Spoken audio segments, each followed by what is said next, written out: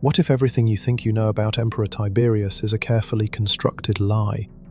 What if the serene island of Capri, today a postcard of beauty and calm, was once a stage for horrors so unspeakable that even history itself tried to erase them? In the shadows of Roman opulence, Tiberius's so-called paradise was anything but peaceful. Behind closed doors, the emperor orchestrated brutal spectacles that reduced women, innocent women, to a state far worse than death. Imagine stepping off a boat onto Capri's rocky shores expecting sun-worn sands, only to encounter the quiet terror that ruled these halls. The whispers of servants spoke of horrific rituals, of crushed spirits and tortured bodies, all carried out under the emperor's cold gaze. The women, often of high birth or enslaved for their beauty, were drawn into Tiberius's twisted game, a theatre of power where the human soul became collateral. By the time the world caught even a glimpse of these acts, centuries had tried to bury the truth. Official histories mention Capri with vague admiration, a retreat of leisure, a haven of rest. But the reality, painstakingly documented by contemporaries like Suetonius and Tacitus, reveals unspeakable acts designed not just to control, but to humiliate and break. What happened here was not merely tyranny, it was a deliberate crushing of innocence, a systematic erosion of dignity that left scars invisible, yet eternal. Every marble corridor echoed with the silent cries of women whose names we may never know, yet whose suffering shapes the hidden history of Rome. And the mechanism was insidious. Tiberius did not need to strike with a sword. He wielded control like a scalpel. Precision-crafted humiliation and fear. Each forced choice, each forbidden act, was a brutal reminder of power so absolute it could render a woman helpless without a single lash. The women were isolated, observed, studied, and destroyed piece by piece, emotionally and socially, until their spirits were unrecognizable. Even the island itself conspired with him. Hidden grottos and shadowed villas became stages for ceremonies whose exact nature remains unspeakable, documented only in vague allusions and fragments of letters. Imagine being summoned into these chambers, knowing resistance was pointless, knowing that your life, reputation, and body were instruments in an emperor's cruel performance. The psychological toll was staggering. Contemporary accounts tell of women driven to despair, their minds broken by a combination of isolation, fear, and the relentless, voyeuristic gaze of Tiberius. And yet they were expected to perform a facade of obedience and serenity, their internal torment invisible to most outsiders. The emperor's actions were more than scandalous, they were strategically worse than death. The suffering of these women has been minimized by history, their stories condensed into footnotes or dismissed as rumor. But when we peel back the layers, we find an empire's darkest secret. That absolute power was wielded not for governance, but for the systematic humiliation of women under Tiberius's control. By the end of this video, you will witness the island of Capri in a light no guidebook or historian has dared reveal. You will understand the full extent of Tiberius's horrific manipulation and the enduring suffering of those trapped within his brutal games. And perhaps, when you see Capri's sunlit cliffs, the memory of these unspeakable acts will haunt your imagination. So stay with me. The story you're about to hear is not just about history. It is about the human cost of unchecked power, and it begins with the women, their suffering at the heart of a narrative the world was never meant to know. The first traces of Tiberius's reign on Capri emerge in the letters and accounts of his contemporaries. Suetonius, writing decades later, described the island as a retreat where moral boundaries were crossed and women endured conditions worse than death. Tacitus echoes this, noting the isolation imposed upon those summoned to the emperor's villas, a control so meticulous it allowed fear to flourish unchecked. Documents reveal that women, often chosen for beauty or social standing, were separated from familiar networks. Servants' records hint at their daily routines, constant observation, unpredictable commands, and ceremonies that blurred the line between obedience and degradation. These were not arbitrary acts. They were systematic, brutal strategies of domination designed to reduce individuals to a state of psychological and social vulnerability.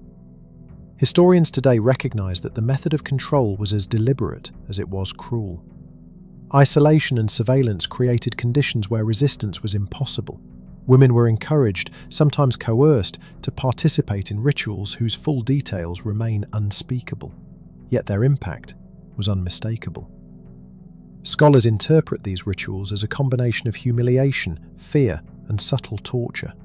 The emperor's goal was clear: to shape human behavior with absolute authority, leaving behind a legacy of trauma disguised as leisure. One letter, preserved fragmentarily in the Bibliotheca Apostolica Vaticana, recounts the testimony of a woman named Claudia, a freedwoman from Rome.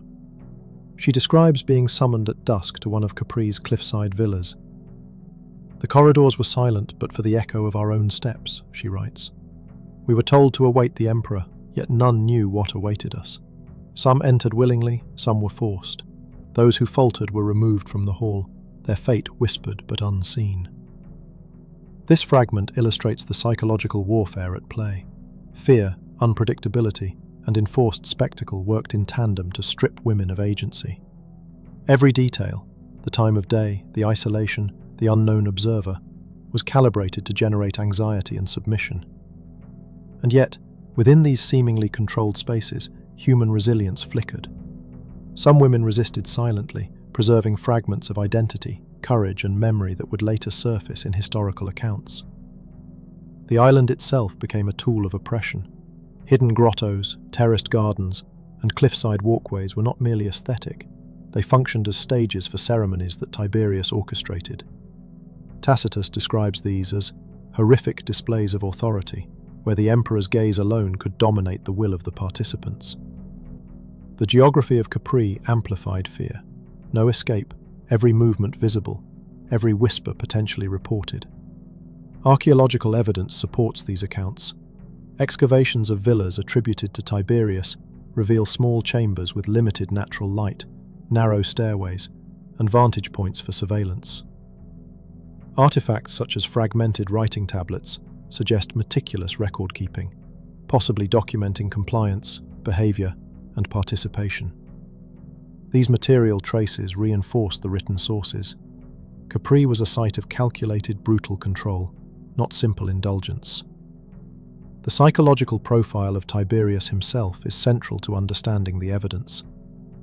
Historical sources suggest a man obsessed with secrecy and control, prone to cruelty, yet highly strategic. Contemporary letters imply he derived satisfaction not merely from obedience, but from witnessing the internal struggle of those he commanded.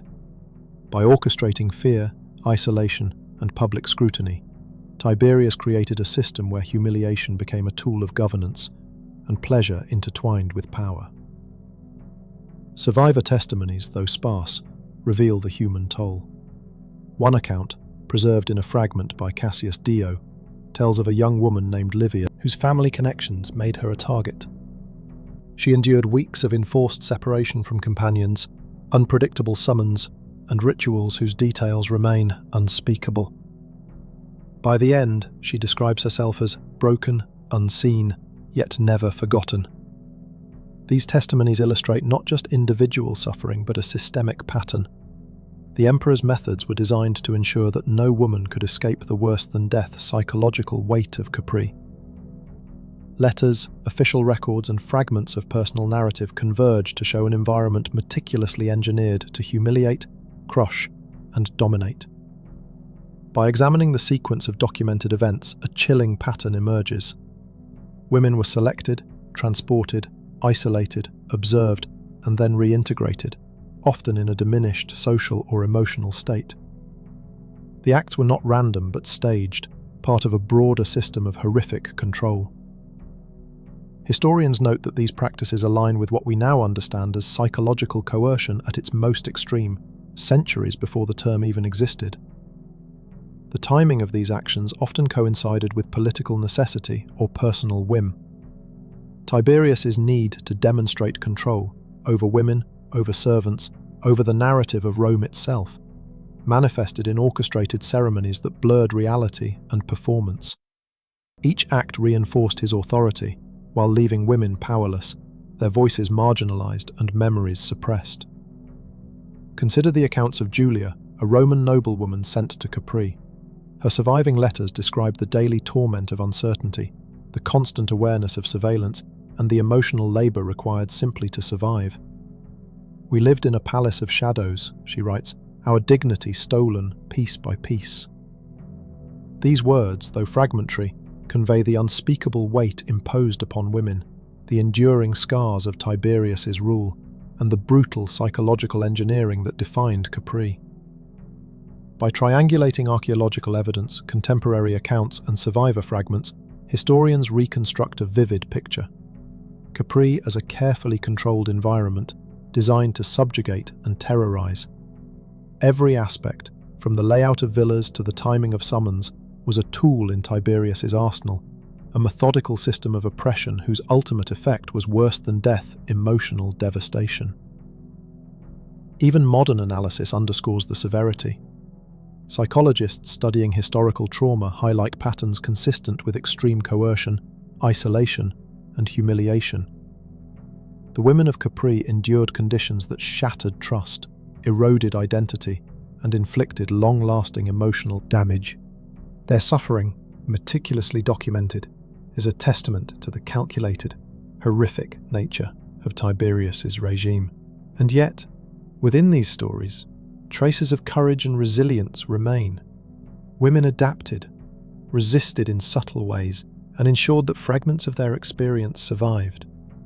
Their voices, when pieced together, form a narrative not only of suffering, but of endurance, a reminder that even in the face of systematic crushing, humanity persisted. By 18 minutes into our exploration, the evidence paints a clear picture. Tiberius's actions on Capri were not isolated scandals, but a comprehensive, systematic effort to dominate and destroy. Letters, artifacts, and eyewitness fragments converge to reveal a reign of terror cloaked in luxury, a series of unspeakable acts designed to humiliate, control, and psychologically break women under his command. By the time Tiberius left Capri, the island's cliffs and villas held more than stone and frescoes. They held echoes of suffering that would reverberate through history. The women who survived carried invisible scars, their dignity systematically eroded by worse-than-death experiences that few could even whisper about. Historians often focus on political intrigue or imperial excess, but the true legacy lies in the human cost. Tiberius's control over Capri was not a mere indulgence. It was a methodical orchestration of fear and humiliation, a blueprint of power designed to crush the spirit of women under his reach. This understanding reframes our perception of imperial Rome. Power was exercised not only over territories, but over the most intimate and personal realms of life. The consequences were profound. Some women never recovered emotionally or socially, their identities fragmented by coercion and forced participation. Others turned trauma into quiet resistance, subtly defying Tiberius's will in ways that history rarely recorded. Yet, the pattern of suffering, systematically inflicted, underscores a chilling truth.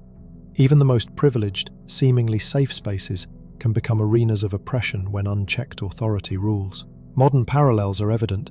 While no contemporary society mirrors Tiberius's actions exactly, the mechanisms of control, fear, isolation, forced compliance, remain relevant in understanding abuses of power today. Workplace harassment, authoritarian regimes, and coercive relationships all echo the psychological tactics observed on Capri. By studying these horrific historical precedents, we gain insight into human resilience, vulnerability, and the enduring consequences of domination. Capri's women, through their endurance and memory, left us a case study in survival under extreme conditions. Their stories, reconstructed from letters, fragmented accounts, and archaeological clues, teach that power is most dangerous when it is invisible, methodical, and psychologically invasive. And yet, even within oppression, human courage persists, a reminder that suffering alone does not define the human spirit. The island, once a private stage for unspeakable acts, now draws tourists with sunlit paths and serene waters, but beneath its beauty lies a history of brutal domination. Knowing this hidden past transforms the way we see historical narratives. Every marble hall, every frescoed chamber, every isolated cliff can conceal the memory of lives destroyed, dignity stripped, and spirits tested beyond measure. Tiberius's reign on Capri challenges us to confront uncomfortable truths about power.